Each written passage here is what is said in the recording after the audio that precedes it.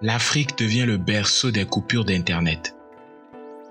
Malgré la pollution qui résulte de l'usage d'Internet, il est clair qu'il s'agit d'un outil dont on peut de moins en moins se passer. Ces dernières années, Internet est devenu un espace d'expression, d'échange et de communication. Depuis peu, et encore plus avec les mesures de télétravail dues à la crise du coronavirus, Internet est également un outil de travail.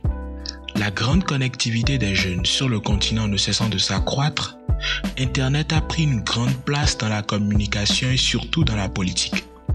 Il est donc de plus en plus utilisé à des fins politiques. Que dis-je? Coupé. Internet est de plus en plus coupé pour des raisons clairement politiques. Cette tendance est devenue un effet de mode, surtout en Afrique.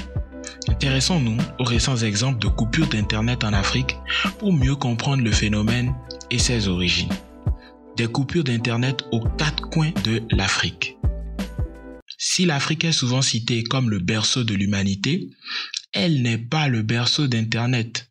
La connexion Internet est l'une des moins bonnes au monde, avec des installations qui ne répondent pas aux besoins des internautes. Pourtant, les maigres efforts qui sont faits dans ce domaine accompagnent la forte connectivité sur le continent.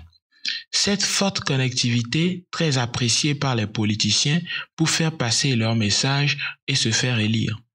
Mais ils se rendent parfois compte qu'Internet peut aussi les déchoir assez vite de leur pouvoir ou du moins freiner certains de leurs élans.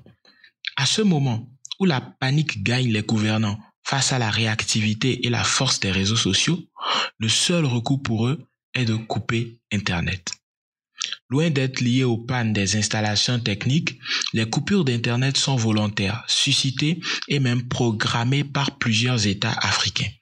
Elles se multiplient à l'approche des élections ou durant les périodes dites sensibles. Elles sont même rentrées dans la coutume de bon nombre de pays africains. Derniers exemples en date, le Niger et le Sénégal. Au Niger, dans l'attente des résultats définitifs des élections présidentielles, Internet a été coupé pendant 10 jours. Quant au Sénégal, Internet fut coupé suite au soulèvement qui découlait de l'arrestation de l'opposant politique Ousmane Sonko. Au Bénin, durant les dernières élections législatives, Internet a été coupé pour la première fois de l'histoire du pays pendant toute la durée du scrutin et au-delà. Une situation politique tendue autour des élections qui avaient eu lieu sans aucun parti politique de l'opposition avait servi de justificatif à cette coupure. La raison de la coupure était donc purement et simplement politique. Pour vous donner une vue de l'ampleur du phénomène, 21 coupures d'Internet ont été enregistrées en Afrique en 2018. Le Tchad, le Mali, le Cameroun, la République démocratique du Congo, le Gabon, l'Égypte, pour ne citer que ceux-là, ont connu des coupures d'Internet ces dernières années. On se rend compte que dans la plupart des pays d'Afrique où Internet est coupé, il n'y a que des raisons ou des situations politiques en filigrane. Pourtant, c'est sans aucun scrupule que des fausses bonnes raisons de couper Internet sont généralement évoquées. Quelles sont-elles, ces fausses bonnes raisons qui justifieraient les coupures d'Internet ? Bien que les crises politiques débouchant sur des instabilités soient les principales causes de ces interruptions de la couverture du réseau Internet en Afrique, les gouvernants semblent vouloir retenir ceci comme un secret. Plusieurs fausses bonnes raisons sont régulièrement évoquées et nous allons donc les décortiquer ensemble. La première est la forte pénétration et la circulation à grande vitesse des fake news. C'est l'excuse qui est souvent évoquée. Internet favoriserait la circulation rapide des fausses informations. Elle serait préjudiciable du point de vue sécuritaire. Effectivement, Internet est responsable de la transmission à grande vitesse des fausses nouvelles. Les gouvernants sont donc conscients de l'existence des fake news et des dangers qu'ils représentent. Mais ce qui est inquiétant, c'est leur radicalité envers ces fake news uniquement lorsque leur intérêt est en jeu. Pourquoi ne pas utiliser simplement la même vitesse et la même forte pénétration d'Internet pour faire passer la bonne information plutôt que de priver d'informations? Il s'agit clairement de privation d'information, puisque les médias traditionnels ont de moins en moins le vent en pourpre et sont très souvent instrumentalisés. L'absence d'information peut clairement créer un climat anxiogène et provoquer d'autres tensions.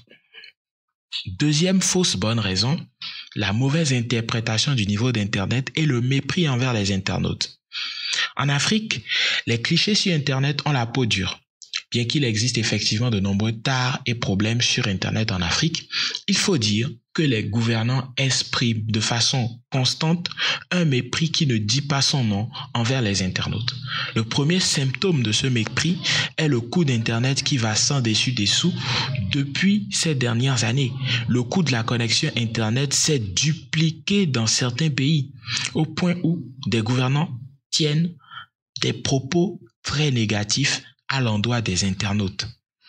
C'est tout simplement la preuve qu'Internet dérange nos gouvernants. Ils ne se rendent pas forcément compte du potentiel et de l'opportunité qu'il peut représenter pour les jeunes Africains, mais pensent plutôt à s'assurer une gouvernance sans opposition ni critique. Troisième fausse bonne raison, c'est l'insécurité. La question de la sécurité et du maintien de l'ordre dans les situations critiques est souvent évoquée pour justifier les coupures d'Internet. Il s'agit là d'une très grande insulte aux forces sécuritaires de nos États, ou tout simplement un aveu de leur inefficacité. On a tous constaté avec désolation l'invasion du Capitole par les partisans de Donald Trump. L'enjeu sécuritaire était de taille. Pourtant, Internet n'eut pas besoin d'être coupé avant le retour de l'ordre et du calme. En l'absence d'Internet, le reste du monde est coupé d'un pays, et inversement.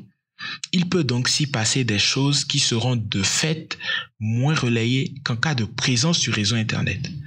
C'est aussi un moyen simple pour les gouvernants de passer sous silence des actes répressifs à l'encontre des civils.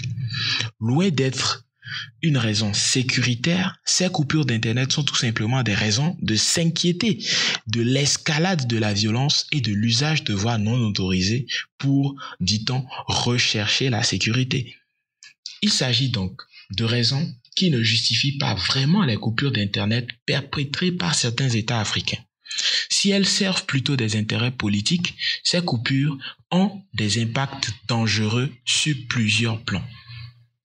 Quels sont donc ces dangers? Il faut se rendre compte que ces coupures d'Internet tous azimuts sont dangereuses pour trois principales raisons. Alors la première, c'est les dégâts économiques non négligeables. Couper Internet engendre des coûts incroyables. Pour un internaute qui a l'habitude de communiquer sur les réseaux sociaux avec ses collègues, sa famille, le préjudice est presque irréparable. Il est contraint d'effectuer ces mêmes communications sur la ligne normale, ce qui coûte beaucoup plus cher et qui réduit le temps de discussion et de partage d'informations. En termes de coûts, il faut évaluer des pertes beaucoup plus élevées pour les startups, les entreprises digitales et les entreprises en général, pour peu qu'elles aient un fonctionnement qui est lié à Internet. À titre illustratif, une coupure d'Internet d'1 mois au Soudan en 2019 a coûté plus d'1 milliard de dollars au pays. Deuxième conséquence négative de ces coupures, les restrictions de liberté. Les coupures d'Internet constituent des restrictions de liberté des internautes.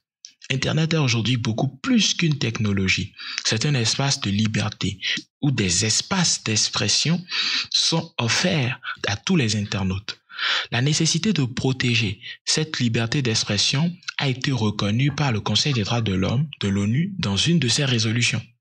C'est aussi un moyen d'accéder à l'information, surtout quand on connaît la perte de vitesse des médias traditionnels dans ce domaine. Couper Internet restreint ainsi les libertés d'expression, d'opinion, de pensée des internautes. Ceci sans oublier le fait qu'il prive aussi les internautes dans l'activité économique et tributaires d'Internet de leurs droits économiques. Troisième conséquence de ces coupures, c'est qu'il s'agit tout simplement d'un signe de déliquescence de la démocratie. Le combat démocratique que mènent les États africains depuis plusieurs décennies est émaillé d'embûches. Les coupures du réseau Internet sont clairement des freins à l'ancrage de la démocratie dans nos États. De plus en plus de personnes ont accès à Internet.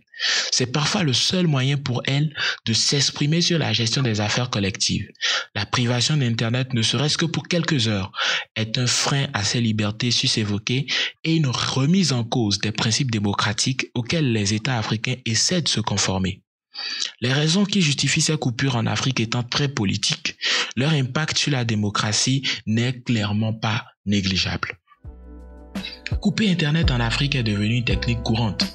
Les gouvernants n'hésitent pas à l'employer pour satisfaire des objectifs politiques. Ces objectifs politiques sont bien évidemment voilés par de fausses bonnes raisons.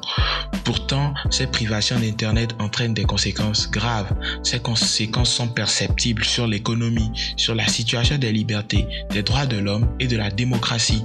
Il est donc impératif qu'Internet soit non pas coupé, mais plutôt utilisé par les dirigeants africains pour résoudre les crises auxquelles nos États font face. C'était Fumi, à très bientôt.